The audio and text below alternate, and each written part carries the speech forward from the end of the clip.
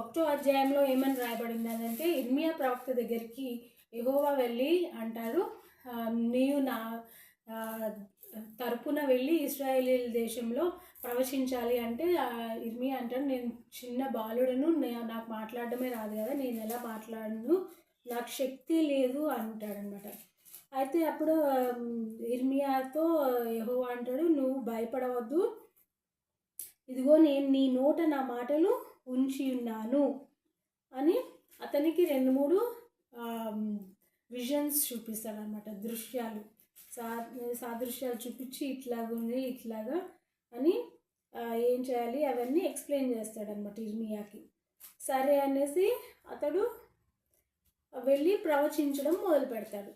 మొదట ఏం ప్రవచిస్తాడు, ఇజ్రాయెల్ దేశంలోకి వెళ్ళి వాళ్ళు చేసిన తప్పిదాల అన్నిటి గురించి వాళ్ళకి వివరించడం మొదలు పెడతాడనమాట.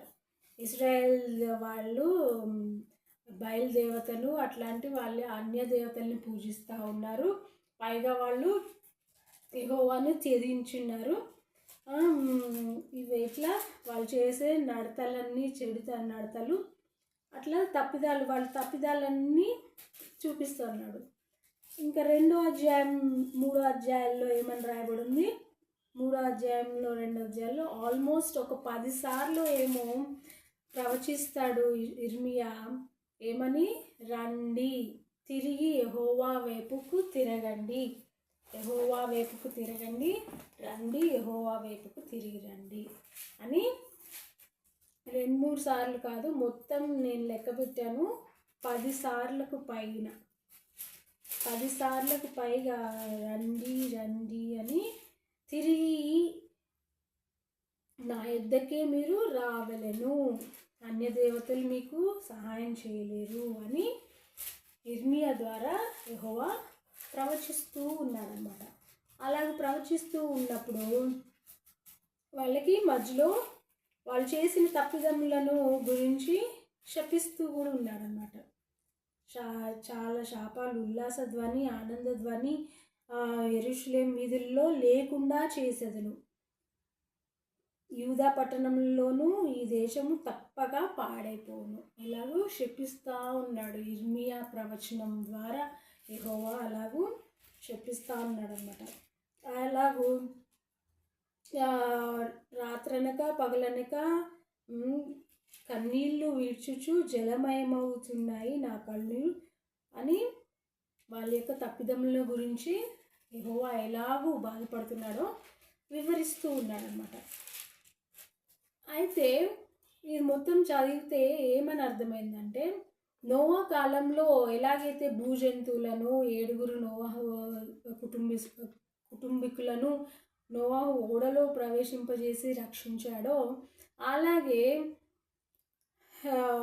ఇర్మియా ప్రవక్త యొక్క సమయంలో లేకపోతే అప్పుడు రాజుల కాలంలో ఏం చేశారంటే, ఇజ్రాయెల్ దేశము పాడైపోవచ్చున్నది, దాన్ని నాశనం చేయబోచున్నారు అని యెహోవా తెలుసుకొని ముందే నెబుకద్నెజరు బబులోను రాజు చేతికి ఇజ్రాయెల్ జనాంగాన్ని, ఇజ్రాయెల్ రాజులందరినీ అప్పగించారన్నమాట, క్షేమంగా బబులోన్ దేశంలో ఉండాలని. అయితే అక్కడికి వెళ్ళి ఏం చేయాలి అని కూడా ప్రవచిస్తున్నాడు ఇర్మియా. ఏంటి, దాని యొక్క క్షేమము మీ క్షేమముకు కారణము అగును గనుక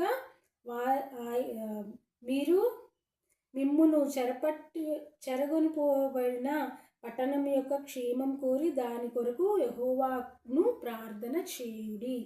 ఇర్మియా 29వ అధ్యాయము 7వ వచనంలో రాయబడి ఉన్నదన్నమాట. దాని యొక్క క్షేమము కోరుకుంటే మీకు క్షేమం కలుగుతుంది, ఎందుకంటే వాళ్ళు అక్కడ చెరపట్టబడి ఉన్నారు కాబట్టి బబులోన్ దేశం యొక్క క్షేమం కోరుకుంటూ ప్రార్థించండి. అక్కడ మీరు అభివృద్ధి పొందుటకై మీకేమీ తక్కువ లేకుండా అక్కడ మీకు అన్నిటినీ సంపాదించుకునేది. ఇట్లా 29వ అధ్యాయము మొత్తం ఇర్మియా గ్రంథంలో 29వ అధ్యాయంలో చక్కని వచనాలు రాయబడి ఉన్నాయి. 29వ అధ్యాయము 11వ వచనంలో అయితే బహు చక్కనైన వాక్యము ప్రవచించినాడు ఇర్మియా. ఇశ్రాయేల్ పట్టణస్థుల గురించి అప్పట్లో ఏమని, మీకు నిరీక్షణ కలుగునట్లుగా అవి సమాధానమైన ఉద్దేశంలే కానీ హానికరమైనవి కావు, ఇదే యెహోవా వాక్కు. ఎలాగూ నిరీక్షణకరమైనట్లు అవి సమాధానకరమైన ఉద్దేశంలే కానీ హానికరమైనవి కావు. చూసారా, అంటే అక్కడికి వెళ్ళడం, చెరపట్టబడి అక్కడ నివసించడం, మొత్తం వాళ్ళు ఎన్ని సంవత్సరాలు, మొత్తం 70 సంవత్సరాలు బబులోన్ దేశంలో చెరపట్టబడి ఉన్నారన్నమాట. అక్కడ 70 సంవత్సరాలు ఉండిపోగా తర్వాత 70 సంవత్సరాలు అక్కడ ఉండి వాళ్ళు అక్కడ అభివృద్ధి చెందుతూ ఉండసాగారనమాట.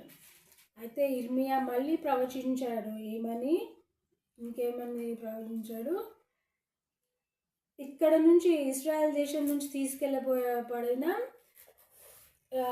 వస్తువులు అనగా సొలొమోను కట్టించిన మందిరంలో నుంచి తీసుకుపోబడిన వెండి, బంగారము, ఇత్తడి వంటి వస్తువులను తీసుకొని బబులోన్కి వాళ్ళు చెరపట్టబడినప్పుడు తీసుకొని పోయారు కదా, అవి అక్కడే ఉంచాలి.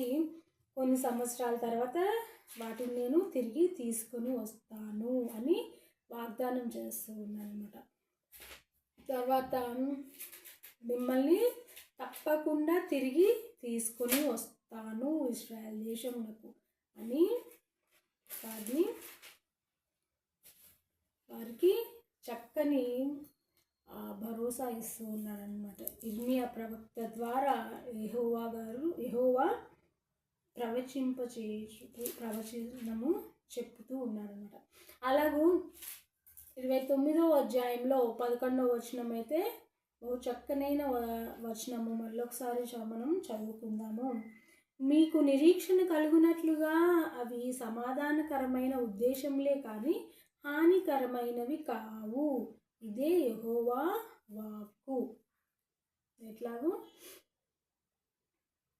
మళ్ళీ నేను తప్పకుండా సమృద్ధిలోకి మీ యొక్క సొంత దేశంలోనికి తప్పకుండా తీసుకొని వస్తాను అని వాళ్ళకి ఇర్మియా ప్రవక్త ద్వారా యెహోవా వాగ్దానం చేస్తున్నాను అనమాట. ఇలాగ మనము ఇవాళ చక్కగా ఇర్మియా గ్రంథం యొక్క ధ్యానం చేసుకుంటకు మొత్తం 70 ఏళ్ళు వాళ్ళు చెరలో ఉండినను అక్కడ వారి అభివృద్ధి చెంది సంతోషంగా అక్కడ ఉండి మళ్ళీ తిరిగి యెహోవా నేను రప్పించేదని ఇశ్రాయేల్ దేశంలో అని ఎలాగూ అయితే యెహోవా ప్రవచించాడో ఇర్మియా ద్వారా, అలాగూ ఇప్పుడు కూడా మన యొక్క దీనస్థితి, మన యొక్క పడిపోయిన స్థితి, వెనుకబడిన స్థితి, లేకపోతే బాధాకరమైన స్థితిలో ఉన్నప్పటికీ యెహోవా ఏమంటున్నాడు, నిరీక్షణ కలుగునట్లుగానే నేను ఆ యొక్క ఉద్దేశించున్నాను, నీకు హానికరము కావు నేను చేయుచున్న క్రియలు మీ పట్ల అని ఇర్మియా ప్రవక్త ద్వారా మనకి కూడా నూతన నిబంధన గ్రంథంలో వాళ్ళు కూడా తెలియజేస్తున్నాడు యెహోవా. అలాగూ యెహోవా మనకు చక్కని సమయం ఇచ్చినందుకు ఇర్మియా గ్రంథంను ధ్యానించుకుంటకు యెహోవా మనకి ఇచ్చిన ధన్యత కొరకు యెహోవాకి కృతజ్ఞతలు తెలుపుకుందాం. దేవుని నామమున